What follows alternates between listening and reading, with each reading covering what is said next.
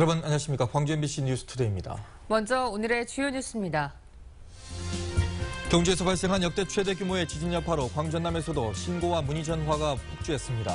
대다수 시민들이 지진 공포를 느꼈습니다. 경찰이 일반 승용차를 이용한 암행 단속을 확대 시행하고 있어 연휴 기간 얌체 운전하다가 낭패를 볼 수가 있습니다. 추석을 앞두고 야권의 대권 예비 주자들이 하루가 멀다 하고 광주를 방문하고 있습니다. 기대하는 것이 무엇인지 짚어봤습니다. 생활기록부 조작 파문과 관련해 장휘국 교육감이 시민들에게 사죄하고 수험생들이 입시에서 불이익을 당하지 않도록 대책을 세우겠다고 약속했습니다. 경주에서 발생한 관측 사상 역대 최대 규모 지진의 여파로 광주와 전남에서는 신고와 피해 접수가 잇따랐습니다. 장성에서는 학교 기숙사 벽이 갈라져서 학생들이 긴급 대피하기도 했습니다. 김민정 기자입니다. 1시간 간격의 두 차례 지진 뒤 학교 기숙사 벽에 금이 갔습니다. 2층부터 4층까지 곳곳이 이런 갈라진 자국으로 가득합니다. 아이들이 급히 대피한 듯 신발과 가방만 남아 있습니다. 4층의 벽에 전에 없던 금이 약간 있어가지고 선생님한테 말씀드렸더니 다 나오라 해가지고 그대로 상황 돼가지고 지금 얘들 다 가고 그렇게 된 거예요. 학교 측은 만일의 위험에 대비해 기숙사의 출입을 통제시켰습니다. 100명이 넘는 기숙사생들은 모두 귀가 조치됐습니다. 안전진단을 통해서 안전진단이 확인된 후에 학교 측과 협의를 해서 학생들 입실 여부를 결정토록 하겠습니다. 이 밖에도 경주에서 발생한 역대 최대 규모 지진의 여파로 순천에서는 건물 외벽 마감재가 떨어졌고 지진에 떨어진 집기에 40대 주민이 부상을 당하기도 했습니다. 지진을 느꼈다, 지진이 맞느냐는 신고와 문의 전화도 광주와 전남 소방본부 등에서만 5천 건 가까이 접수됐습니다. 차가 갑자기 막 흔들려가지고 다른 사람이 이렇게 막 차를 움직이는 것처럼 많이 심하게 흔들려서 저희 옥상에 있었는데 옥상 책상이랑 흔들려가지고 지진이 심하다는 걸 느껴서 1층으로 내려왔거든요. 네, 그래서 한 번 일어난 줄 알았는데 2번 일어나가지고 수업 중이었는데 사람들 다 나와가지고. 진앙지인 경주에서 250여 킬로미터 떨어진 영광 한빛원전에서도 지진값이 관측됐지만 원전 측은 안전에는 영향이 없다고 밝혔습니다. MBC 뉴스 김민정입니다. 길이 꽉 막히는 귀성길 운전을 하다 보면 갓길 운전을 하거나 버스 지정차로로 달리고 싶을 때가 있으시죠. 이렇게 얌체 운전을 하고 싶더라도 이번 명절부터는 참으셔야겠습니다. 일반 승용차로 위장한 일명 암행 순찰차가 고속도로 곳곳에서 단속에 나섭니다. 송정근 기자가 동행 취재했습니다. 고속도로 위를 달리는 은색 소나타 차량. 지정차로를 위반한 차량이 시야에 들어오자 이내 사이렌을 울리며 위반 차량을 갓길로 유도합니다. 일반 승용차로 위장한 일명 암행 순찰차가 교통법규 위반 차량을 적발 중인 현장입니다. 천천히 진행하시는 건 도로교통법 60조이랑 지정차로 통행 위반입니다. 당황스러운데요, 이렇게. 바로 옆에 순찰차가 있는 줄 모르고 시속 140km로 질주하던 차량도 여지없이 단속을 당합니다. 경찰차인지 전혀 모르셨어요? 예. 좀 뒤에서 반짝반짝하길래 그때 알았거든요.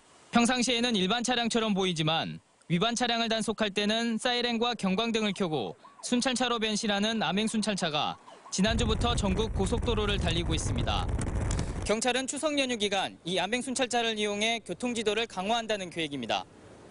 특히 갓길 운전과 지정차로 위반, 난폭 운전이 급증하고 사고도 폭증하는 귀성길에 암행 순찰차들이 역할을 톡톡히 하게 될 예정입니다. 명절 때는 졸음운전 사고도 많고요. 그다음에 갓길 통행 사고도 많습니다. 가족들 있고 명절 기분에 위험하게 운전하는 경우가 다반사입니다. 또 경찰은 암행 순찰차뿐 아니라 헬기를 이용해 상공에서도 얌체 운전을 빈틈없이 단속하고 사고 현장 관리에도 나설 방침입니다. MBC 뉴스 송정근입니다. 대권에 도전하는 예비 후보들이 하루가 멀다 하고 광주를 찾고 있습니다. 대선까지는 아직 많이 남아있는데도 행보를 서두르는 데는 다 그럴 만한 이유가 있습니다. 윤근수 기자입니다. 국민의당 안철수 전 대표를 필두로 내로라 하는 대권 주자들이 하루가 멀다 하고 광주를 찾고 있습니다. 미국과 캐나다를 방문한 박원순 시장을 제외하면 불과 보름 사이에 야권의 후보군들이 다 광주 전남을 다녀갔습니다. 광주에서 혹은 다녀간 직후에 대권 도전을 시사하는 발언들도 남겼습니다. 더민주의 전당대회가 끝난 직후부터라는 점에서 이른바 문재인 대세론이 굳어지는 걸 차단하려는 의도가 우선은 엿보입니다. 국민들의 어떤 기대 자체도 낮아질 뿐만 아니라 당내에서의 그런 역동성 이런 게 죽어버리기 때문에 그렇게 좀 제가 서둘러 입장 발표한 측면이 있습니다. 많은 사람들이 모이는 추석 밥상에 이름을 올리겠다는 계산도 깔려 있는 걸로 보입니다. 특히 호남의 현재 민심이 특정인이나 특정 정당에 표를 몰아줄 상황이 아니라는 점이 오히려 후보군들을 자극하고 있습니다. 역으로 말해서 호남의 민심을 잡으면 상대적으로 유리한 위치를 차지할 수도 있기 때문입니다. 결국 앞으로 대한민국의 미래, 특히 야당과 진보 세력의 미래를 결정할 것은 결국 호남이거든요. 추석 밥상에서 어떤 후보가 어떤 평가를 받게 될지 궁금해지는 가운데 여러분의 판단에 도움이 될 수 있도록 MBC 뉴스는 연휴 기간에 대선 후보들의 인터뷰를 연속 보도합니다. MBC 뉴스 윤근수입니다. 추석 연휴를 하루 앞둔 오늘 고향에 가시는 분들 많으실 텐데요. 날씨는 무난할 것으로 예상됩니다. 다만 한낮에는 광주가 30도, 나주 31도, 담양 29도 등 전남 대부분 지역에서는 여름 기온이 남아 있습니다. 일교차가 10도 정도 벌어지니까 겉옷으로 체온 조절하시는 것이 좋겠습니다. 현재 우리 지역 안개가 짙게 끼어 있습니다. 곡성과 보성, 장성 등 전남 10개 시군에서는 안개주의보가 내려져 있으니까요. 출근길 안전운전 하시기 바랍니다. 현재 기온입니다. 대부분 지역 10도대로 출발하고 있고요. 영광과 장성이 30도, 화순이 31도로 예상됩니다. 영암 29도 등 전남 대부분 지역 어제와 비슷하거나 조금 높겠습니다. 곡성과 구례가 29도, 보성이 27도로 예상됩니다. 날씨였습니다. 최근 불거진 생활기록부 조작 파문과 관련해 광주시 교육청이 사제와 함께 재발 방지 시스템을 만들겠다고 밝혔습니다. 이 시민단체는 광주 입시 정책의 전면 전환을 촉구했습니다. 정용욱 기자입니다. 광주 교육의 신뢰를 회복하도록 재발 방지 대책을 마련해 추진하겠다. 정의국 교육감은 생기부 조작 사태로 수험생과 학부모를 불안하게 하고 교육 신뢰를 무너뜨렸다며 이같이 밝혔습니다. 이를 위해 광주 전체 고교를 대상으로 생활기록부 전수조사를 실시하고 교육부 건의를 통해 믿을 수 있는 학생부 관리 시스템을 만들겠다고 덧붙였습니다. 학급 담임과 교과 담임에게만 권한을 부여해야 하는데 특별하게 누구에겐가 권한을 부여했는가 이것부터 조사하게 되고 특별하게 권한을 부여한 예가 있으면은 집중적으로 좀 살펴볼. 심화반 운영이라 금품 수수도 무관용 원칙으로 엄격하게 대처하고 수시원서 접수가 끝나는 이번 달 하순 주요 대학 입학처를 방문해 지역 수험생들이 불이익이 없도록 하겠다고 말했습니다. 비리학교 전면 조사하라. 사학비리 척결을 위한 시민대책위는 이번 파문이 명문대 진학에 휘둘린 광주 교육의 현주소라며 학력 중심의 입시 정책을 전면 전환하라고 촉구했습니다. 새로운 시대에 맞는 입시 정책을 세우고 구체적 전략과 방법을 학교에 제시해야 할 것이다. 특히 심화반 운영에 쓰고 있는 교육력 재고 사업비 사용처를 전수조사해 전액 환수할 것을 요구했습니다. 또 강제 야간 학습을 폐지해 동아리나 학교 밖 활동 등 학생들의 요구에 맞는 다양한 활동을 보장해야 한다고 강조했습니다. MBC 뉴스 정용욱입니다. 김용구 전 광주시 정책자문관의 구속과 관련해 윤장현 광주시장이 사과 입장을 발표했습니다. 윤장현 시장은 입장 표명을 통해 김용구 전 자문관 구속과 관련해 시청이 압수수색을 받는 등 시민들께 심려를 끼친 데 대해 진심으로 사과드린다고 밝혔습니다. 또 인척 관계인 김 전 자문관을 철저하게 관리하지 못해 이런 일이 발생하게 된 점을 송구스럽게 생각한다며 사법당국이 모든 의혹에 대해 진상을 규명해 줄 것을 기대한다고 밝혔습니다. 부정청탁과 금품수수금지법, 이른바 김영란법에 따른 농어 피해 걱정이 이만저만이 아닌데요. 시행을 앞둔 이번 추석 대목 경기는 어땠을까요? 문현철 기자가 보도합니다. 한우 고기로 전국적인 유명세를 타고 있는 장흥 터여시장입니다. 월 추석 매출이 20-30%씩 뚝 떨어져 상인들이 울상입니다. 소고기 값이 크게 오른 탓도 있지만은 김영란법 시행을 앞두고 소비 심리가 크게 위축된 것으로 보입니다. 반품 오는 것이 종종 많이 생깁니다. 그래서 저희들도 보내는 저희들도 조금 그런 것에 대해서 지금 민감하게 생각하고 있습니다. 전복과 굴비, 홍삼 등 비싼 특산품 대부분이 된서리를 맡고 있는 반면에 일반 농특산품은 의외로 선전하고 있습니다. 자치단체에서 운영하는 쇼핑몰의 올 추석 매출이 지난해보다 15% 이상 올랐습니다. 주문 건수는 30%에서 많게는 50%나 증가하는 등 2, 3만 원대 중저가 상품에 수요가 몰렸습니다. 장류라든가 파프리카 이런 제찬 생선 이런 상품들이 주로 많이 거래되고 있습니다. 김영란법 시행에 대비해 선물 상한선인 5만 원 이하 상품을 개발하는 등 틈새 시장 공략에도 적극 나서고 있습니다. 시행을 앞둔 김영란법이 농어촌 지역의 위기이자 새로운 기회가 되고 있습니다. MBC 뉴스 문현철입니다.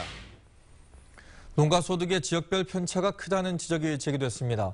국민의당 황주홍 의원이 통계청 자료를 분석한 결과 지난해 전남 지역의 평균 농가 소득은 3,400여만 원으로 전국 9개 도 가운데 가장 낮았고 소득이 가장 많은 제주도의 78.5% 수준에 불과했습니다. 황 의원은 농가 소득의 지역 간 격차가 10년 넘게 유지되고 있다며 농업 정책과 지원에 지역별 안배가 필요하다고 강조했습니다. 매년 명절마다 동주민센터에 이웃을 위한 선물을 놓고 가는 얼굴 없는 천사의 선행이 올해도 이어졌습니다. 광주 광산구 하남동 주민센터에 따르면 주민센터 주차장에 익명의 기부자가 어려운 이웃에게 전달해달라는 쪽지와 함께 사과와 배, 쉰 상자를 놓고 사라졌습니다. 이 기부자는 지난 2011년부터 매년 설과 추석에 쌀과 과일 등을 전달해왔으며 이번이 10번째 선물입니다.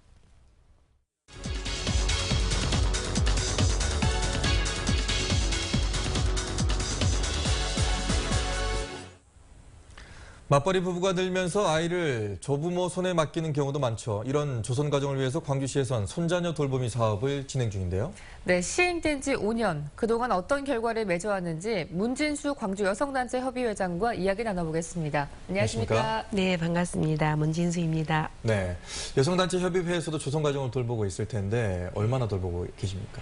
2016년 현재 182가구를 돌보고 있습니다. 네, 조선 가정을 지원해주기 위해서 시에서 운영 중인 사업이 있는데요. 손자녀 돌보미 사업, 어떤 사업인지 구체적으로 설명 좀 부탁드립니다. 네, 맞벌이 가정의 부부로서 아이들을 방과후라든지 등하교 시킬 적에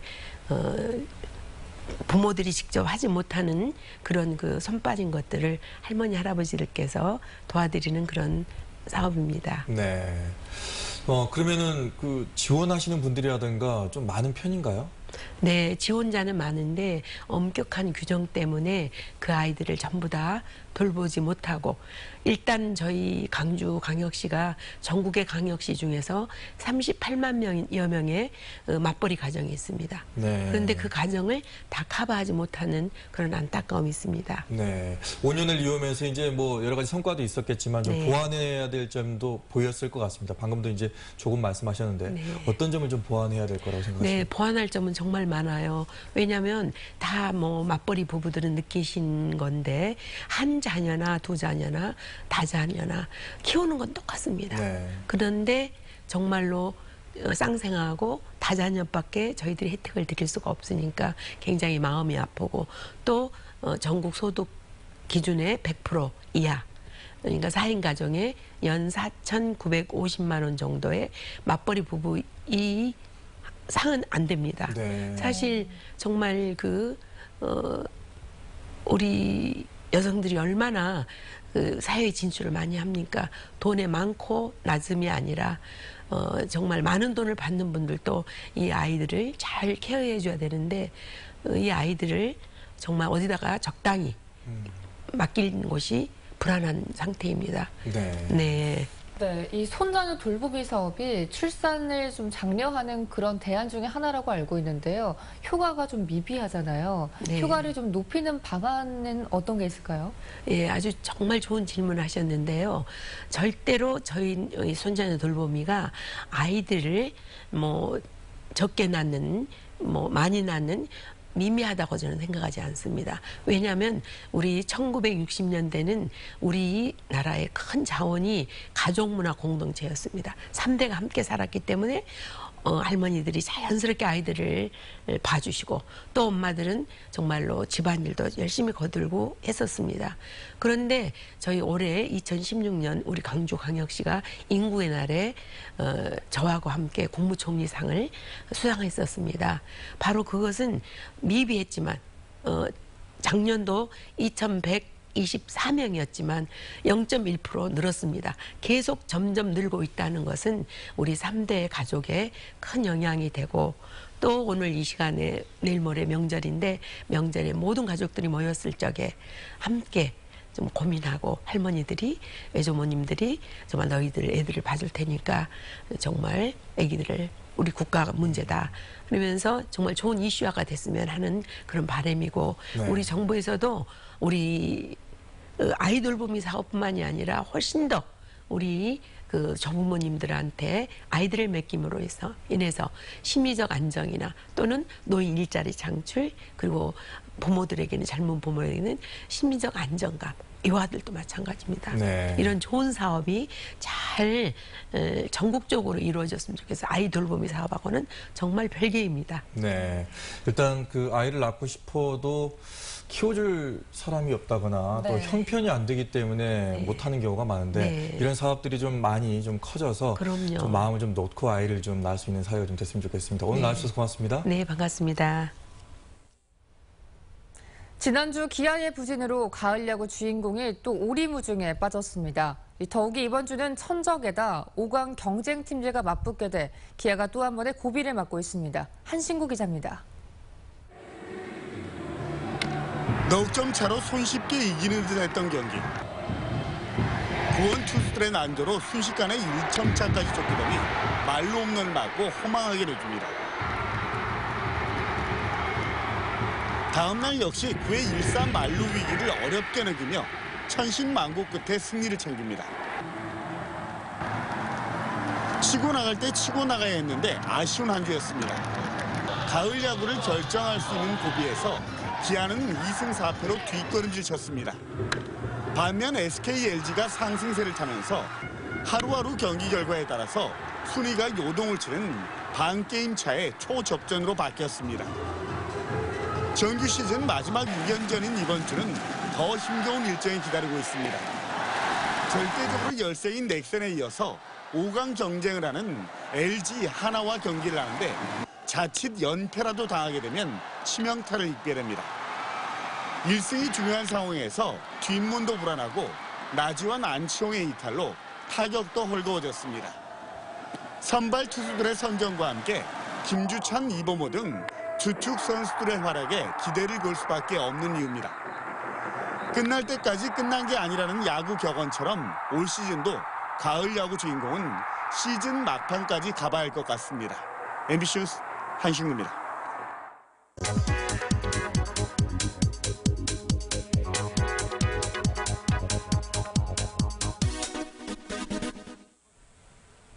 온실가스를 줄이면 인센티브를 주는 제도, 탄소은행 들어보셨습니까?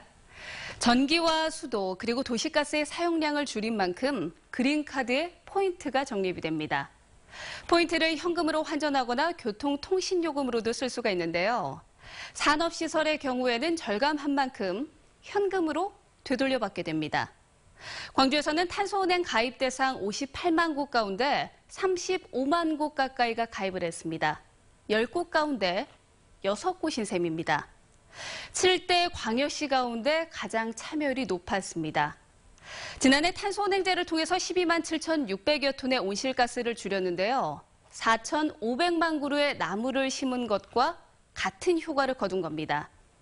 이런 효과에 광주시는 내년부터 일반 가정뿐만 아니라 아파트 단지 전체로 해서 절감량을 바탕으로요. 인센티브를 추가로 지급할 계획이라고 합니다. 혹시 탄소은행에 가입하셨나요? 그렇지 않은 분들도요. 귀환길 오르기 전 집에 안 쓰는 콘센트를 뽑는 등 에너지 절감에 참여해보는 건 어떨까요? 카드뉴스였습니다. 현대차가 오는 11월부터 광주에서 수소전기차 카시어링 사업을 시행합니다. 수소전기차 대중화를 위한 이번 사업은 광주 창조경제혁신센터가 보육한 벤처기업이 운영을 담당하며 수소전기차 15대, 일반 전기차 15대 등 총 30대의 차량이 투입됩니다. 수소 충전 인프라는 진곡산단 내 충전소와 현재 구축 중인 동곡 충전소를 이용하게 되며 충전 시간은 약 3분가량으로 한 번 충전에 400km 이상을 주행할 수 있습니다. 벚꽃 명소인 광주 상록회관에 아파트를 건립하는 계획이 최종 승인됐습니다. 광주시는 상록회관터에 최고 29층 규모로 10개 동의 아파트를 짓는 사업 계획을 최종 승인했다고 밝혔습니다. 또 왕벚나무를 보존하기 위해 아파트 규모를 1,082세대에서 842세대로 줄이고 왕벚나무 군락지를 공원으로 조성한 뒤 기부 체납하도록 했다고 설명했습니다. 한국전력의 배전선로 지중화 사업이 필리핀 전력시장에 진출하게 됐습니다. 한전 광전남 본부는 필리핀 배전전력회사와 MOU를 체결하고 필리핀 북부 루손섬 도심 10km 구간에서 배전선로 지중화 사업을 추진하기로 했습니다. 이번에 수출길에 오르는 지중화 모델은 컴팩트형 배전 스테이션으로 변압기나 개폐기 등의 시설이 모두 땅속에 매설되는 시스템입니다. 남부대학교와 전남과학대, 옥과고등학교를 설립한 우암학원이 어제 남부대 협동관에서 조용기 설립자와 각계 인사 등이 참석한 가운데 창학 66주년 기념식을 가졌습니다. 남부대 교내 우암동산에서는 브론즈 작품 20석점을 기증한 정윤태 작가의 조각공원 개원식이 열렸습니다.